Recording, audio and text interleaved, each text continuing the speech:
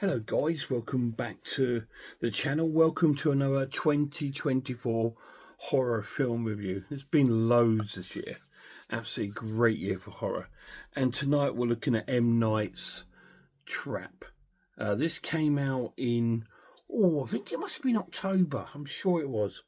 In the cinema, and it's a classic M. Night sort of story along the veins of Unbreakable and Split, as it follows our main character played by Josh Harkett, who's a father, and he takes his daughter to this concert to see Lady Raven at this concert, and so the film sort of starts off with these two in the car, and they're going to this concert, and she's all excited because she's a big fan, and he's sort of like I think she's had a falling out with her friends, so she's going with her dad. Her dad's treated us this concert because she's done well at her grades, and they go into the concert and they go for something to eat and all this sort of thing. And while they're doing it, the dad's sort of looking around, and he sees there's quite a huge sort of police presence around the actual venue, which, to be honest, with today's sort of terror threats, with these big arena gigs, there is some sort of security presence, but this one is police. Anyway, so they go through to the concert and they take their seats and they start watching it, and he keeps looking around and seeing the police sort of taking different men out of the concert, and sort of like taking them away, and he's just getting a bit weird what's going on. This is a bit of a strange concert. It's not a normal sort of gig. There's no musicians on the stage or nothing. So it's all done over tape and stuff like that. And Lady Raven, who's played by M. Night, so I don't know if it's his daughter or cousin, but she plays Lady Raven. M. Night makes his normal sort of guest appearance later in the film. But they go out to grab a t-shirt, and he starts befriending the t-shirt guy, this sort of black dude who's selling the t-shirts, and he's sort of asking what's going on, and the black dude drops the bombshell and says, "Well, this is they've heard that there's a serial killer called the Butcher that sort of cuts up all his victims to bits and stuff like that, and he's giving away clues that he's attending this concert.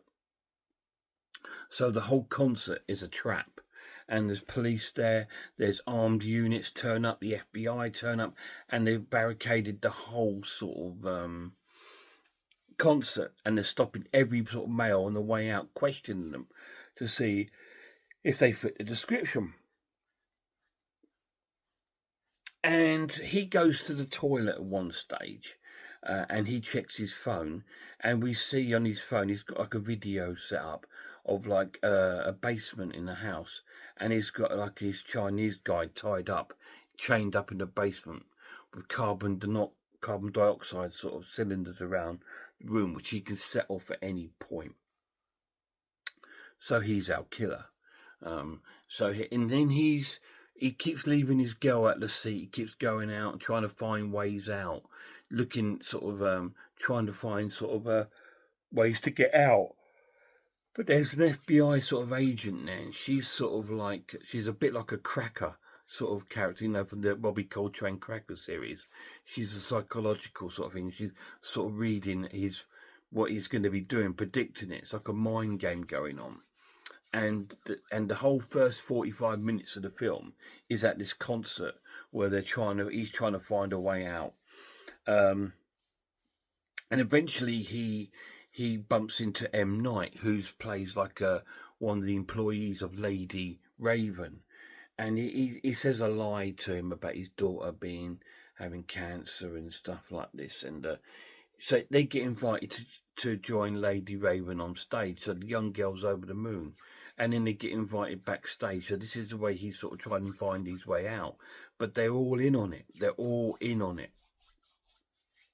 And then eventually, the film breaks away from the concert and sort of out into the sort of like the city, into his home and stuff like that.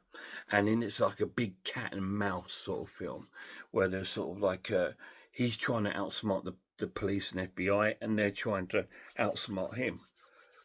And he sort of dragged Lady Raven into this, and he's almost like kidnapped her, because he's shown her the video of the guy in the basement and says if she doesn't help him, he's going to set the carbon dioxide free, so she can either help him escape or kill this guy. So she helps escape, or does she? What's going to happen when they get out of this concert? Is he going to escape the police's traps, or has he got a trap of his own? Who's in on this? Does his poor family find out about this? Do they find out? Does his daughter, O'Reilly, who's gone to the concert, does she find out about her dad and all this sort of thing? You need to watch it and find out. What did I think of the film? I thought it was incredible. I thought it was an amazing film. Again, it's one of those films that got really slating from horror fans and people at the cinema. Oh yeah, but it was really cool, guys. It's really good. I went in with no expectations, just because again everyone slagged it off. So I just thought, I've enjoyed most of my M. Night films, so I'm going to give this a real good go and get my own opinion. And I absolutely loved it.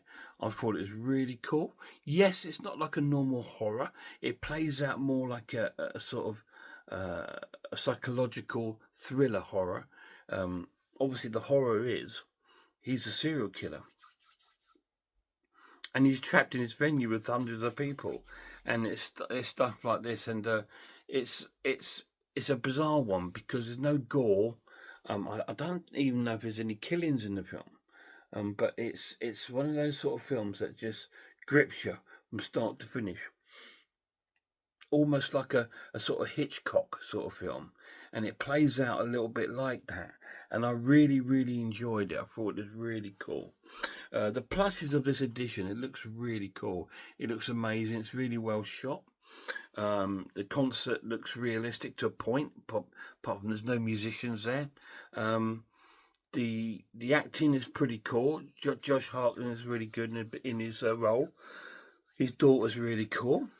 The story plays out at a good pace. It is not an action film. It's a psychological film. It plays out really well. The negative about the film, the music. It's fucking horrible. It's really horrible. It's just drony pop stuff. It's just awful. Lady Raven, she's got zero sort of personality. She's just like a lips on legs, if you like, and with these big sort of cow eyes.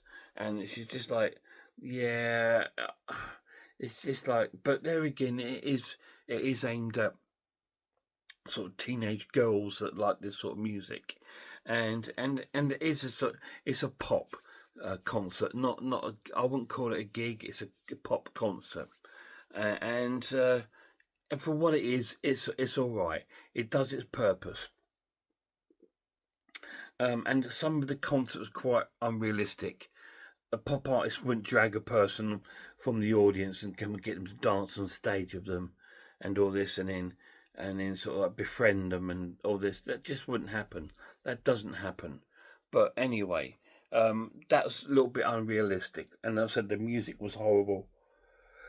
But I managed to sit through it, and but the elements of the concert that were good were him trying to fathom out and sort of outthink the police and this psychological sort of police woman and the FBI.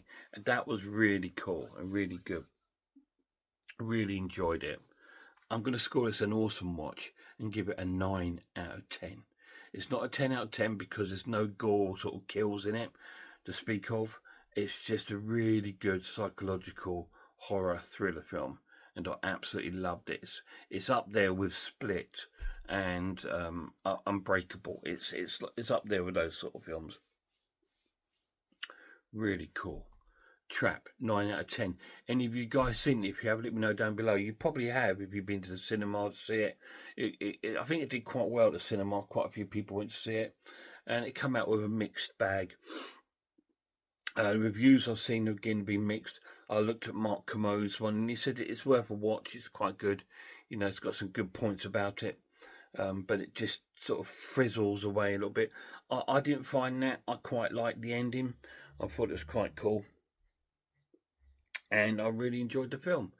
And that is probably going to be probably my last review of horror films of 2024 this year, because I don't think there's any more being released apart from Alien Romulus is coming out, and I'm still waiting for a release date for Terrifier 3.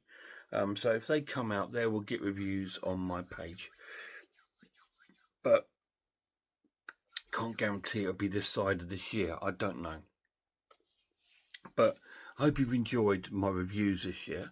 Been really, really cool. There is a top 10 of my favourite horror films of 2024.